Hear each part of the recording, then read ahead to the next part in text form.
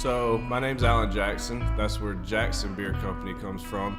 A lot of people try to think about, the state capital of Jackson. Maybe we have a location there. It's not the case.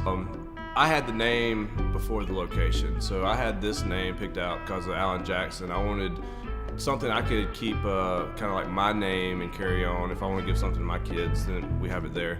What brought us to Mississippi was I had this business plan to open up in DC area, probably Northern Virginia.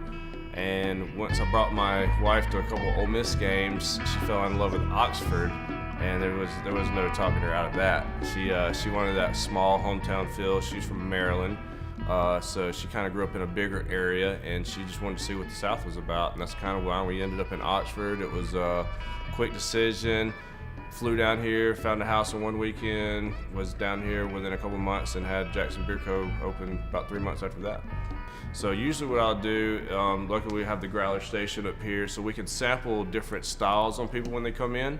That's another thing that stores aren't doing around here. You're not going to go into any other beer store in this market and sample something before you buy it.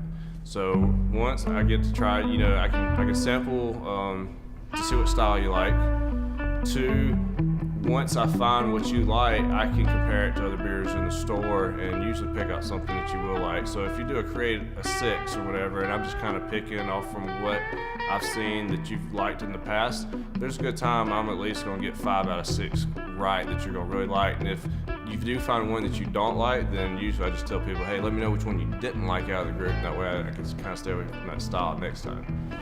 All right, so what we got over here on the shelf is our growler fill growlers.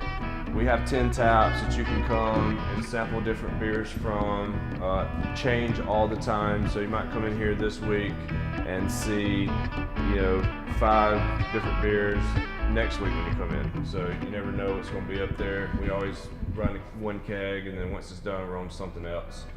But you come in here, you try some beers, you sample through it, you find something you like and you want draft beer at home, then basically what you do is you get a growler fill to go.